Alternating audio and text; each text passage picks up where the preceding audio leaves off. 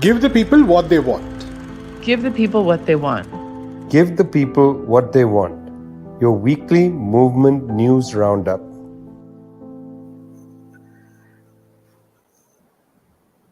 Hello, today is the 28th of June and you're watching episode 177 of Give the People What They Want, brought to you by People's Dispatch and Globetrotter. Vijay is, of course, traveling this week on a reporting trip. We'll hear more. He's in Latin America. But this has been an extremely busy week news-wise. So we'll have a lot to talk about. For those of you who missed our special episode on Tuesday, that was the day Julian Assange was released. There was, it was Wednesday, I think, right? But this is the week where Julian Assange was released, something a lot of people across the world have been working for many years now. Julian Assange released after a very long time in various forms of detention. And I urge you to watch that episode. We'll be talking a bit about that case today as well. But the main news for today is the coup attempt in Bolivia, the brazen coup attempt. There's so many aspects to it. It's very important story. And, this is not the first time Bolivia has faced, coup attempts, multiple coup. In fact, there was a coup a couple of years ago. So Zoe, first let's talk about this for some time. Maybe could you just take us through the events itself? It happened so quickly, it was a bit difficult to register, what happened. And so just take us through what happened at the time. Yeah, well, it was a surprising turn of events, definitely on Wednesday. It started with essentially Luis Arce alerting on Twitter, on social media, as well as former President Evo Morales, that there had been irregular troop movement in the center of La Paz. And now last night, Luis Arce held a press conference where he kind of recounted what happened that day. And, essentially at a certain point of the day, he's in different meetings, different proceedings, and he gets word from the Minister of Defense that the General Juan Zuniga has essentially stopped responding to telephone communication, and that there were troops that were mobilizing under his command towards the center of the city. And this was, information received by the Minister of Defense. He tries to call the general. He gets no response. I think probably the first images that people outside of Bolivia see is that there is a heavy military presence in the Plaza Murillo, which is the center plaza in La Paz, which is right in front of the government palace, right near the Casa del Pueblo. So all these main government buildings in Bolivia, which are located in the center of the city.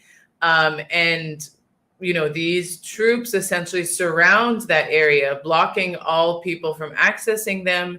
And big tanks, many troops located there. This is these are the first images we start to see. It's around that time that images start to circulate online after Luis Arce and Evo had sort of alerted to what they had called at that point an irregular troop movement. It wasn't clear why they were there and what they wanted to do.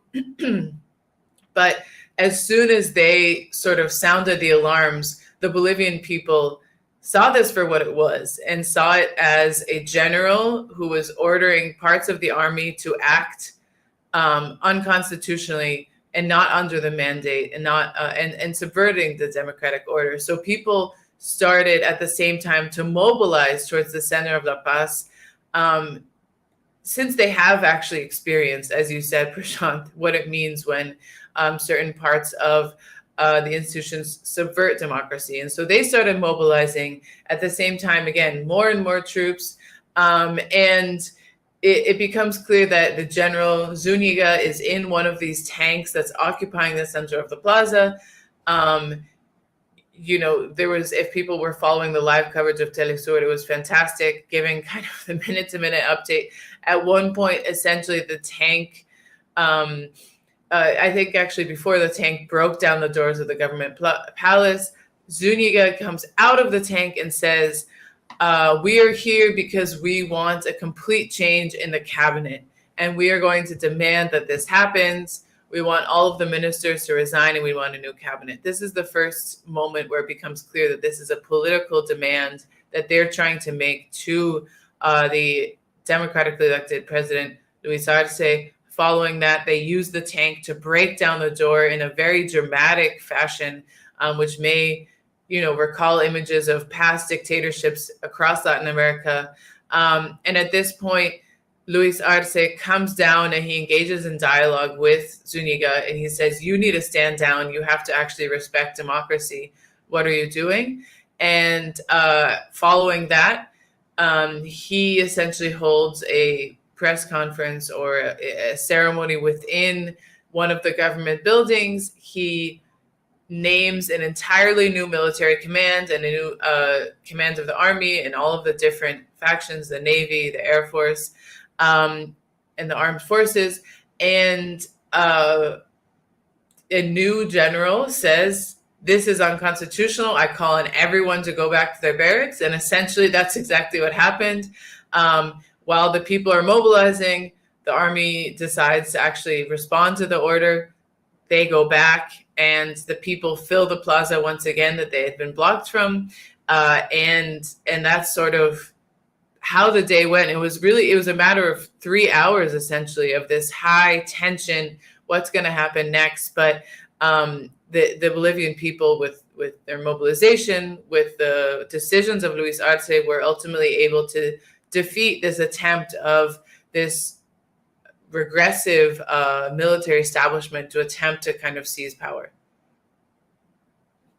Right, Zoe, and I guess it's kind of important to note, like you said, that just a few years ago we saw the impact of another coup during the election process. The Evo Morales, who the later results show had won the election, was overthrown, and then the Bolivian people facing a long time, many months of very intense oppression and repression. People there, but there were massacres as well. People fighting back despite the kind of atrocities perpetrated by the coup government, which did gain legitimacy because of the fact that many of the Latin American countries with US backing and US coercion did accept that government as well. And now it's really kind of good to see that this coup attempt was foiled mainly because the people came to the streets. There was also very powerful mobilization. I think there are a lot of visuals of people coming to the street and literally pushing, chasing the soldiers away. Also interesting, I think, to see that the general tried to sort of curry favor with some of the old coup elements, but really failed, and even they did not want to have anything to do with this coup. Kind of how do you sort of read this current moment in Bolivia? How do you sort of see the fact that say a coup attempt which maybe a few years ago may have succeeded more easily, right now it so dramatically failed? Well, what you're referring to there is that one of the announcements that Zuniga made, either from the tank or when he kind of exited the tank onto the street, was that they were going to free Bolivia's political prisoners.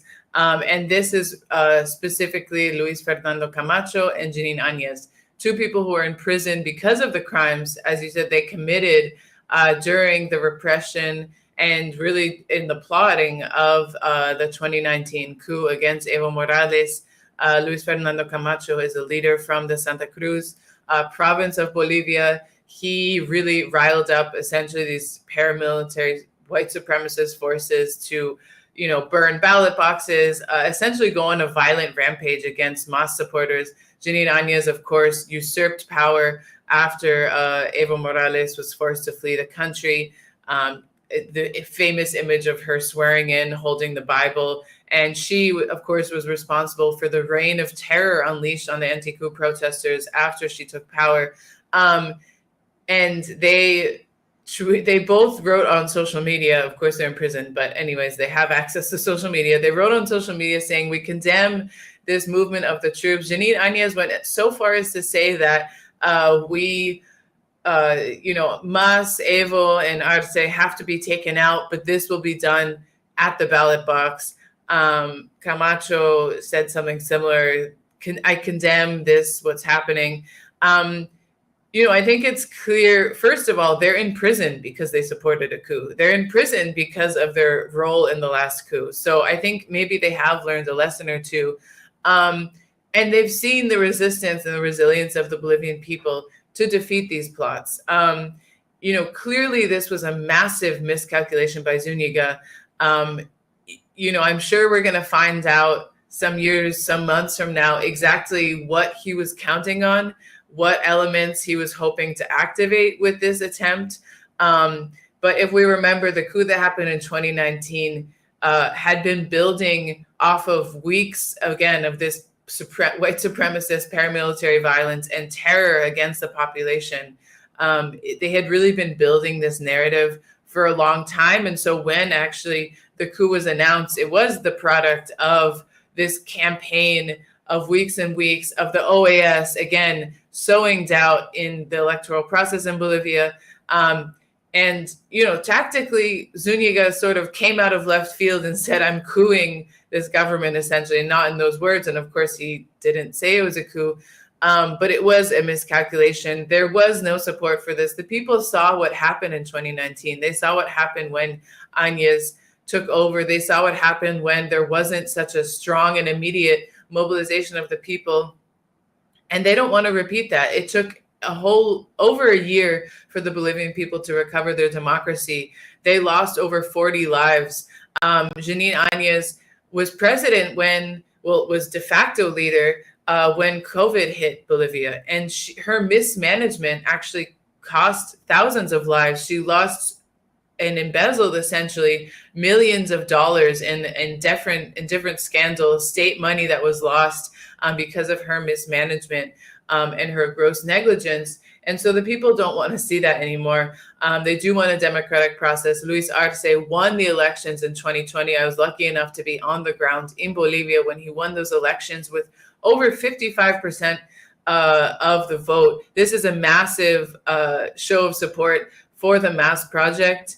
Of course, I mean that the Movement Towards Socialism project. The numbers in Bolivia indicate that actually that they're doing better under Luis Arce. He's an economist. He has been, they're looking, of course, to make these really important deals with China to begin lithium processing in the country. Bolivia has the largest lithium reserves. The people actually want progress. They want advancement, and they do not want this right-wing, regressive, racist politics of what this coup general would have brought in.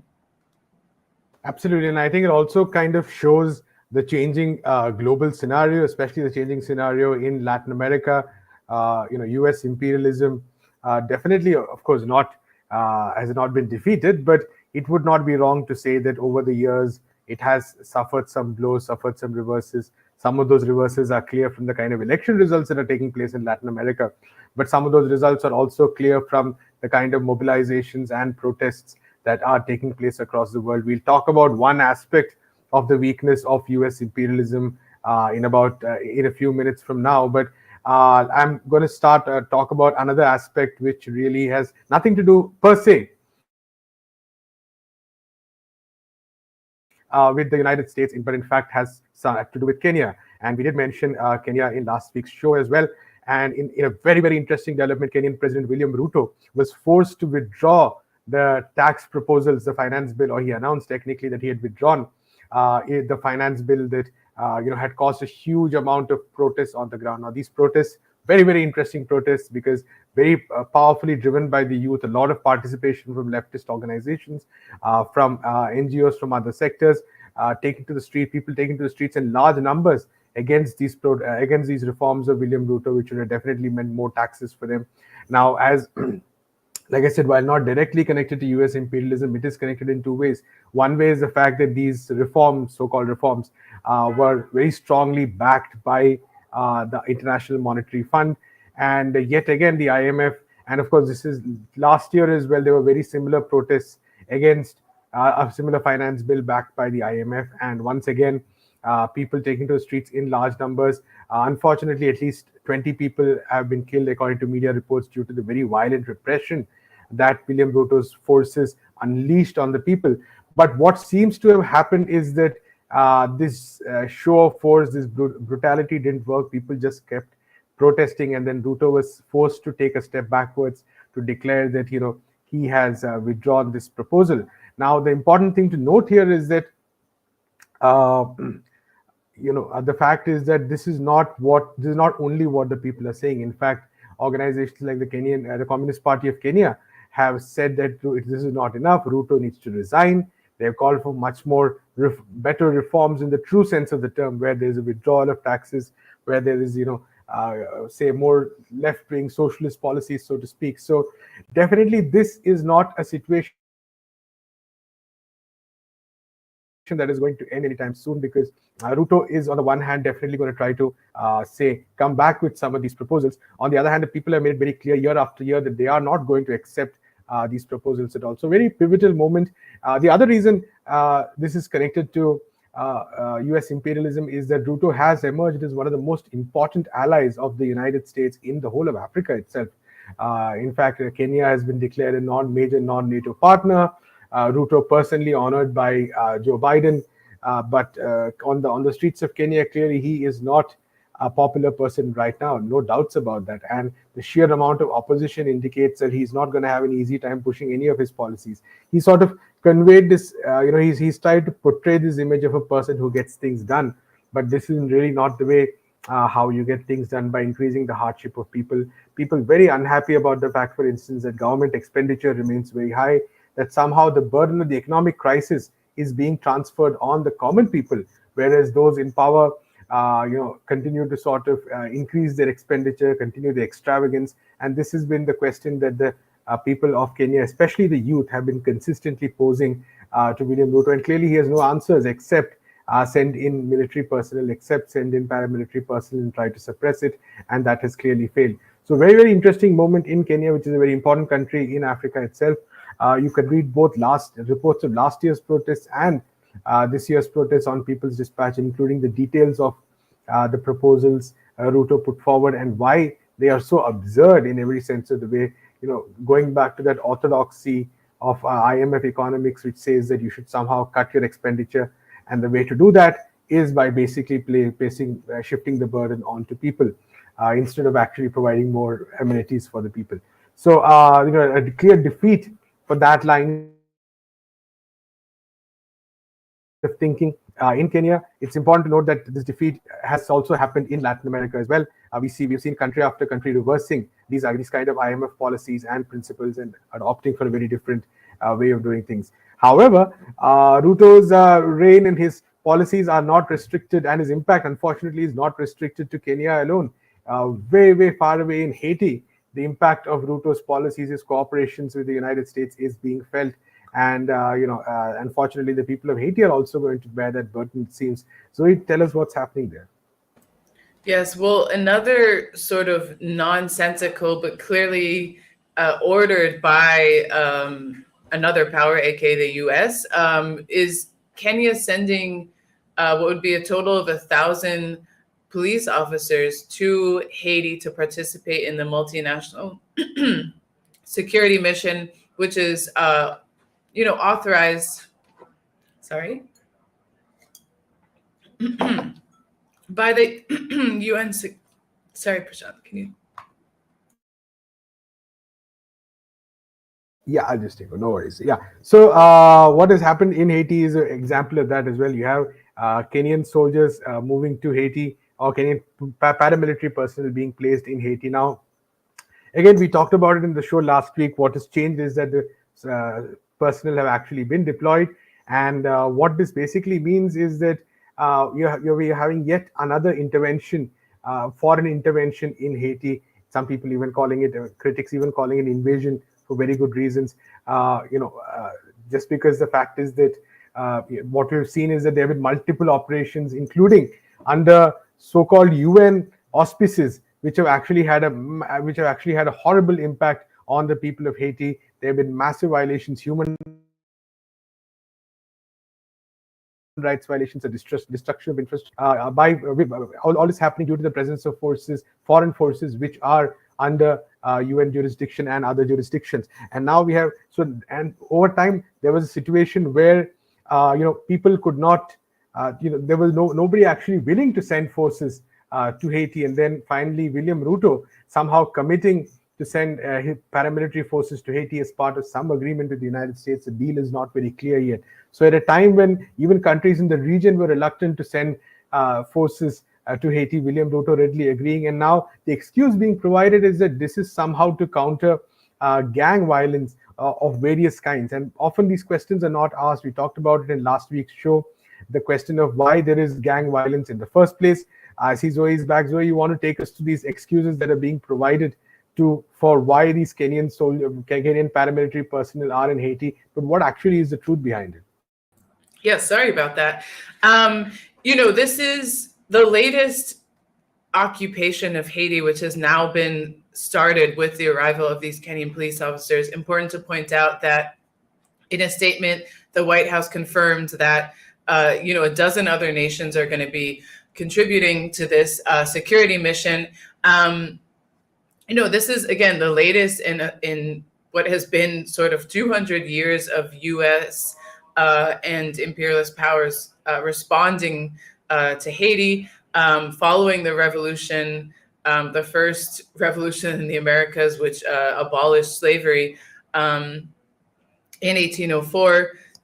France imposed this horrific debt on Haiti, making it extremely impossible for it to economically thrive. And, through the centuries since then, there's been an occupation by the U.S. Marines, which has seen horrific, atrocities take place. More recently was the UN stabilization missions, which began after the earthquake, and of course the U.S.-backed coup against Aristide. These occupations, again, did not address any of the issues facing Haiti, which has its roots in the imperialist plunder of the country. It's a country which has a massive sort of textile sweatshop industry that directly serves countries in the imperialist core, where its labor policies are intentionally suppressed, where neoliberal policies make it very, very impossible for the state is completely plundered. There haven't been elections in several years because of just this constant propping up of corrupt leaders. When there have been any democratic solutions proposed by the Haitian people, these have been squashed, these have been suppressed. We saw massive, massive, massive pro-democracy protests by the Haitian people in 2018, 2019 against Jovenel Moïse. And what did the international community do? They backed him. They said he is the rightful leader. They allowed him to violently repress these protests. I mean, this is just Haiti facing the most severe of the imperialist and neoliberal formula. It has been, of course, in many ways a laboratory for policies that the U.S. has used elsewhere. They have used, again, it's direct military occupation. Now they're trying out this military occupation with a blackface, using Kenya and trying to say, it's not as bad as the other occupations because, look, these soldiers are coming from Africa. But again, it's serving the same purpose, which is to not listen to the Haitian people, which are asking for, to have their own sovereignty, to have economic sovereignty, to be able to rebuild state institutions, to be able to rebuild their democracy, which has been so suppressed, again, by many different forces, but of course, imperialist forces playing a huge role in this. And so, this is, of course, going to be a major setback. And we know that actually their stated goal is to quash out gang violence. And how are they going to do that? They're going to go into the poor neighborhoods, commit more massacres like what happened during the UN stabilization mission, and cause more suffering on the Haitian people. This is going to be a very difficult period as when this multinational security mission begins to take force. We don't know exactly how it's going to play out, how they're going to be allegedly combating this crime, how they're going to be taking this forward, but it's not going to be good, and it's not going to cause progress for the Haitian people. This will likely only cause more suffering. Right, yeah, and like you said, talk about Haiti. It's very difficult not to talk about the United States, where it was waking up in India today morning. It was it was really bizarre, for lack of a better word, to see the kind of meltdown that was happening on Twitter, or right now it's X, it's called, after the presidential debate between Joe Biden and Donald Trump on Thursday night, I believe that's US time. And, the responses, the kind of angst that was visible on that platform was something to see. And there was a huge amount, there's an insane amount of speculation going on right now whether Joe Biden, the US president, will be, whether his own party, the Democratic Party, will nudge him aside, will somehow convince him to step down after his performance in the debate yesterday, where he seemed very, for lack of a better word, completely, incapable of saying what he wanted to say, and giving Donald Trump pretty much free reign to sort of come out with this a series of lies. Almost every sentence, every second sentence was a lie. Now, of course, people on the so-called mainstream of US political punditry kept talking about what a disaster this was, etc., etc. Biden, as Thomas Friedman and many others have now written, there's a lot of discussion which goes on the lines of Biden is a great person, he's the best president, but he needs to step down. But a lot of people also pointing out the other aspect as to one, why is it that the choice right now that we have is between these two people, or the people of the United States have is between these two people, and how it's not really a matter of personalities, or or individual frailties, or individual ego, or individual the tendency to lie, but a more systemic issue that has led to this situation right now. Zoe, what is the other perspective that is really coming out? We've seen the meltdown taking place, the discussion in terms of, should it be Biden, should it be Kamala Harris, should it be somebody else, etc., etc. But a lot of that commentary doesn't really address this central question. Yeah, it's interesting because many people lamented over the fact that he was essentially unable to finish a sentence or unable to get out any of his points. And the points that he was trying to get out is saying somehow I'm going to, when I'm elected, I'm going to restore Roe v. Wade. And many people pointing out you had many opportunities to actually enshrine Roe v. Wade as a law. I mean, it was a Supreme Court ruling for 30 years, and the Democrats never moved to make it actually a completely protected right. What he was saying about immigration was atrocious, and the points that he was trying to get out were essentially Republican talking points, saying that he is just as strict as Donald Trump at the border, that he will be just as tough on immigrants, on asylum seekers. Look what I just did. Look how I just restricted asylum seekers from trying to cross into the United States. I mean, this is what people were lamenting that he was unable to say. For example, the complete fallacies that he was saying about his what happens in Palestine. I mean, tough to even get into Donald Trump's comments on that, calling Joe Biden Palestinian, but essentially saying again that Palestine is a hostage crisis, and the issue is that Hamas doesn't want to agree to these demands. I mean, he has the blood of over, again, we still don't know the actual number, but we can definitely say over 40,000 Palestinians' blood is on Biden's hands. And that is a complete fact. That was not, he showed no remorse for his inability to actually limit Netanyahu. In fact, he actually said that not sending the 2,000-pound bombs to Israel was just because they were, quote, ineffective. They've been quite effective in the goal of Israel, which is to obliterate the population of Gaza. So, it was a complete mockery of what actually is important to people in the United States, what's important to people across the world. I think this meltdown, as you said, was insane because you had commentators saying, the American people deserve better. The world is counting on us.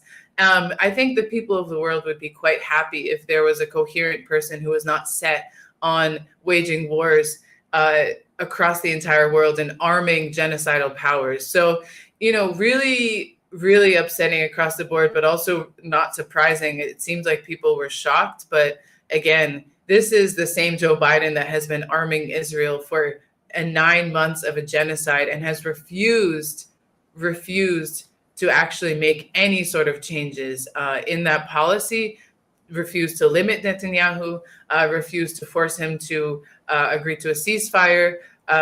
So what are we even really lamenting about here? Absolutely, so you're absolutely right in the sense that all the lamentation has been about how broken and flawed the two voices of the system were, whereas the question really is that the system, I think the answer really is that the system is broken, which is what propels these kind of voices to these kind of positions. There's nothing else explaining that two pro-war candidates, two candidates who seem to take, who seem to who do not hesitate at all at unleashing force on the most marginalized sections of society are right now, and the debate seems to be restricted about which of them is really worse. So a very unfortunate situation also for the rest of the world, because the deeds and misdeeds of these people have an impact on people across the world, like Bolivia, like the people of Bolivia know, like the people of Haiti know, like the people of Kenya know. It's I think just about 10 days since the anniversary of the coup in Guatemala, if I'm not mistaken, from 1954, and that's one of the earliest coups in Latin America, clearly sponsored by the CIA, a mix of United States state and corporate interests, and which set the pattern for what would keep happening throughout. And one person who did point out a lot of these structural aspects was Julian Assange. We talked about him on the special show. There's been some more details that have come out. There was a press conference. I urge all of you to watch it. It explains the nature of the plea deal, some good things, some bad things, of course. But the fact is that there's no denying the fact that this is a defeat for the establishments of the United States, the United Kingdom, which really tried hard to sort of prevent Assange from ever walking free again, or to keep him at least inside bars for another good 10 to 12 years. And there's this global pressure. So on the one hand, you have Donald Trump and Joe Biden exchanging very petty barbs and insults, and failing to sort of make even a cogent argument over a long debate. On the other hand, we have the proof of what people across the world, in Bolivia, in Haiti, and all those people who work for Julian Assange's freedom, people across the world, what they're able to achieve. So it's a very interesting sort of, I think, juxtaposition that we have here: the failures and flaws and the broken nature of those in power across the world, whereas as opposed to the impact of people's movements. So with those thoughts, we leave you and next week we'll be back with another episode of Give the People What They Want, and keep watching.